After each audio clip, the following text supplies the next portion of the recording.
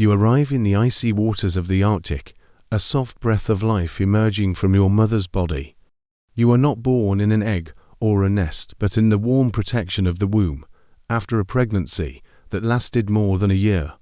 When you first emerge, you are not the snowy white symbol that many imagine. Instead, your skin is a dusky grey, almost bluish in the dim Arctic light. That colour is your camouflage, a small shield against predators lurking in the depths. Your body is smooth, plump, and surprisingly agile, equipped with no dorsal fin, but with a strong ridge that lets you glide beneath shifting sheets of ice. This adaptation makes you different from any other whales. It reduces the chance of injury when you swim under frozen ceilings of water. From the start, survival is no guarantee. Polar bears can ambush at the ice edge, and killer whales patrol the sea. Yet you are not helpless.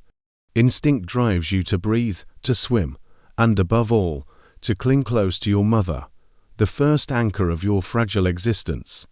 In the first days of life, you discover that every breath matters. You rise often to the surface, guided by your mother's shadow. Your lungs, though small, are powerful enough to hold oxygen for minutes at a time. You nurse from her rich milk, which is over 40% fat, thick as cream and crucial to building the blubber layer that will soon insulate you from the Arctic chill. Each sip is survival poured into your tiny body. At this stage, you are dependent, but far from passive, your instincts sharpen daily. You follow your mother's subtle nudges, copying her movements as she teaches you how to navigate through patches of ice. You practice echolocation, sending out clicks and listening to the echoes that bounce back. These are your ears in the water, revealing fish, obstacles, and even the shifting density of the ice above. Unlike dolphins, whose clicks are rapid, your calls are slower, deeper, and filled with character.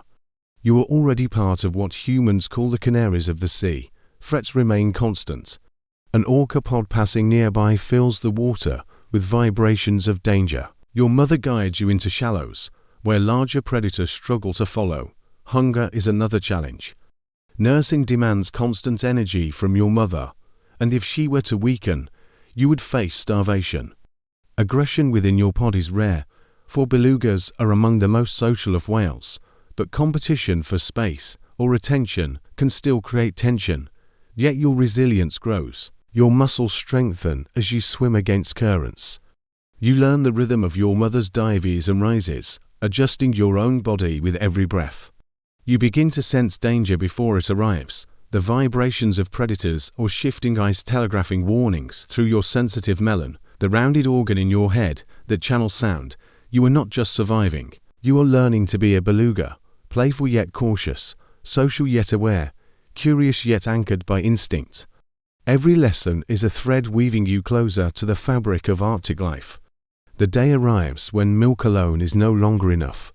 Your belly rumbles with a hunger that creamy nourishment cannot quiet. Your mother nudges you toward a shoal of fish shimmering like silver coins in the cold water. This is your first real test of independence. Your eyes, positioned on the sides of your head, give you a wide field of vision, but not perfect focus. Instead, you rely on echolocation. You click, and the echoes bounce back, painting a ghostly map of each fish. The prey dart in unison, and your heart races. Do you charge? Do you hesitate? Instinct surges forward. You lunge clumsily, mouth snapping shut around nothing but water. Failure stings, but hunger is persuasive. You try again, this time anticipating the movement of the fish. At last, your jaws close on a small Arctic cod. The slippery body wriggles in your mouth, and for a second, panic and pride collide. You swallow quickly, your throat lined with muscular contractions that push the meal down to your stomach. Belugas have a three-chambered stomach system, similar to other toothed whales. The first chamber crushes and softens, the second bathes the prey in acids, and the third extracts nutrients to fuel your fast-growing body. The taste is not sweet like milk. It is briny, faintly metallic, infused with the essence of survival. Your belly warms as energy spreads, and your blubber thickens just a fraction more. You have taken a step into the world of hunters. Excitement bubbles up, and you chase again, not out of hunger this time, but out of the thrill of movement. Your mother watches, her patience infinite, her presence reassuring. In this moment, you understand that food is not simply nourishment. It is a teacher. It demands agility, timing, and persistence. It rewards the patient and punishes the careless. You return to your pod with a new sense of self, no longer just a dependent calf. You are a participant in the ancient cycle of hunter and hunted. The sea has tested you, and though you stumbled, you have also succeeded. That first fish is more than a meal. It is your initiation into the true life of a beluga whale. Time moves quickly in the Arctic, and so does your body. Within the first year, your weight nearly doubles, carried on a frame that thickens with muscle and fat. Your once grey skin begins to lighten, losing its youthful camouflage. By the time you reach 5 to 8 years, your transformation is complete. You now wear the pure white coat that has given your species its name, Beluga, meaning the white one. The change is not just cosmetic. That white skin is an advantage in icy waters, allowing you to blend with drifting ice floes and snow-bright seas. Shedding occurs in summer. Unlike many whales, you molt, rubbing against gravel beds or shallow river mouths to peel away old skin layers. Imagine it as a spa treatment, except instead of cucumber slices and soft towels, you scrape yourself or against rocks until your body shines smooth and new. Your senses sharpen as well. The melon on your forehead becomes more flexible, enabling you to alter the shape of your sound beams. With practice, you direct echolocation clicks like a flashlight, narrowing to focus on a single fish or widening to survey an entire shoal. Your hearing is exquisite, detecting sounds far beyond the human range. Meanwhile, your eyesight is functional both underwater and above the surface, though saltwater stings each blink. These changes bring curiosity, but also discomfort. You sometimes itch from the molt, and your growing teeth ache as they grind against prey. Still, growth is the ticket to survival. Larger size means fewer predators can harm you, though orcas remain a constant threat. When they appear, your pod crowds together, a living wall of white bodies moving in unison. Safety lies in numbers and in the tight bonds of your group. By adolescence, you no longer look like the calf that once clung to its mother. You have become sleeker, more confident, and capable of independent foraging. Yet even with maturity, you retain the playful spark that defines your kind, chasing companions in spirals of bubbles and singing songs that ripple through the cold water. Growth has changed you, but joy has not left you. Not every season is kind. One year, the ice locks tighter than usual, sealing off breathing holes and trapping fish beneath thick, unreachable sheets. Your pod must travel farther and dive deeper to find food. Energy drains quickly. Hunger gnaws at you, not the sharp bite of momentary craving, but a dull, endless emptiness that saps your strength. Your body adapts reluctantly. The thick blubber that once felt like a cushion becomes a ration, burns slowly to keep your organs alive. Your heart rate drops when you dive, conserving oxygen. Even your muscles tighten their grip on energy, releasing it sparingly, as though every movement must be justified. Illness strikes when your defenses weaken. A parasite creeps in, clouding your stomach and making each swallow painful. You float near the surface more often, conserving strength. Around you, the pod shifts into protective formation, staying close. Belugas are social to their core, and in times of weakness, companionship becomes medicine.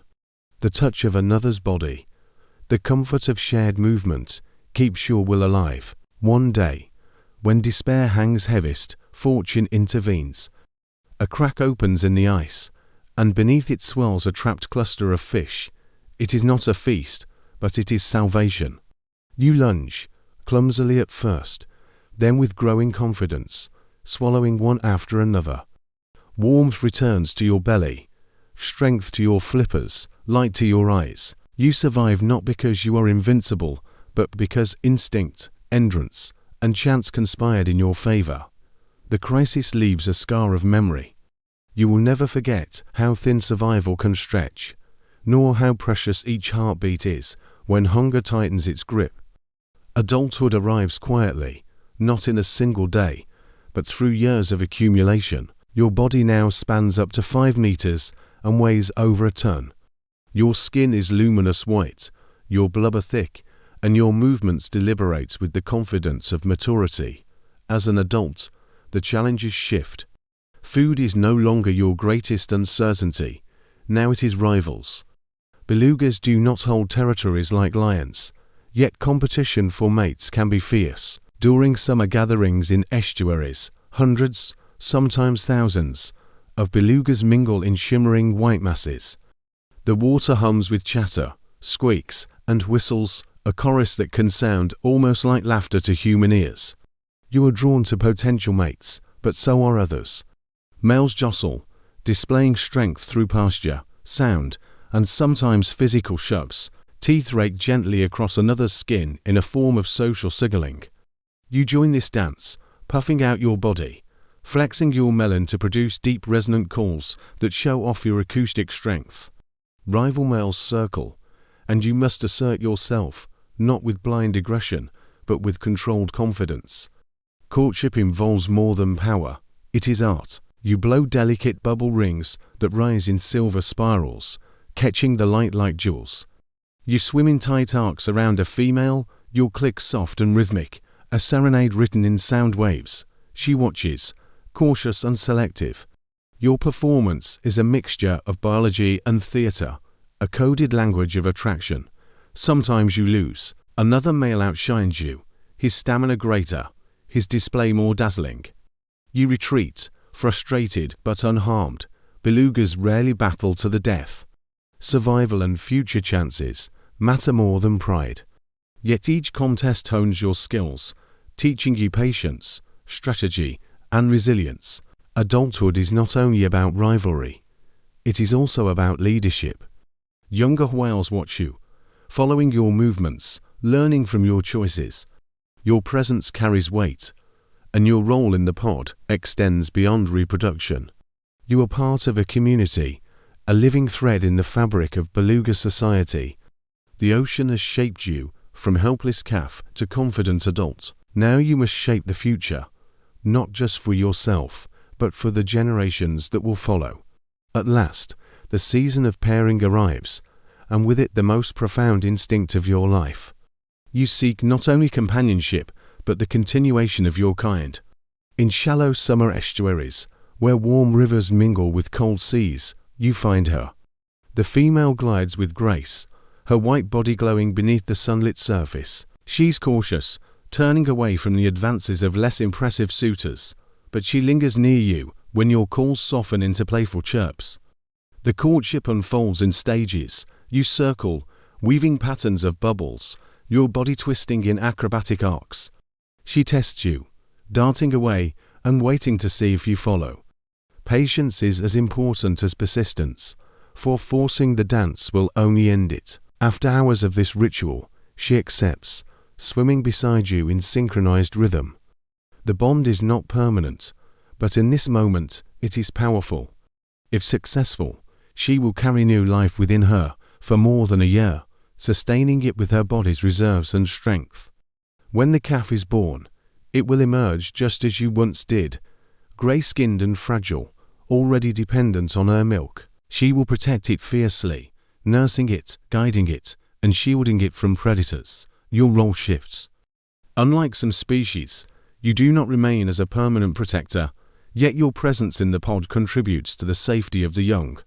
When danger nears, you join the defensive wall, a ring of white bodies that confuses and deters attackers. You also add your voice to the chorus, the constant communication that keeps the group together and alert. Through her, and through the fragile calf that will soon follow, your story begins again. The cycle of beluga life continues, stitched together by instinct, endurance, and the drive to create a future. Years pass, and you grow into the fullness of experience. You have hunted and played, survived hunger and illness, challenged rivals, and courted mates. The Arctic has tested you with ice, predators, and shifting seasons, yet it has also given you companionship, food, and the endless wonder of wide white seas. Your pod remains your anchor, a living chorus of voices that fills the water with whistles, clicks, and songs. You are no longer the calf that clung to its mother's side, nor the uncertain adolescent chasing fish with clumsy jaws. You are a seasoned beluga, a thread in the ancient tapestry of Arctic life. One evening, as the sun hovers low over drifting ice, you surface to breathe. The sky glows with fire, and the water mirrors its light. Around you, younger whales chatter and play, and among them swims a calf with grey skin, discovering the world just as you once did. You watch, and for a moment you feel both pride and humility. Life is never truly yours alone. It is shared, passed onward, repeated in rhythms that outlast any single breath. The night closes in, but the story does not end. Another calf will grow, another hunt will begin, another song will rise beneath the ice. Your life is part of a cycle that never breaks, a reminder that survival and joy belong not to one whale, but to the whole lineage of your kind. And if anyone listens closely, perhaps they will hear your laughter echoing in the water, carried on the voice of the canary of the sea.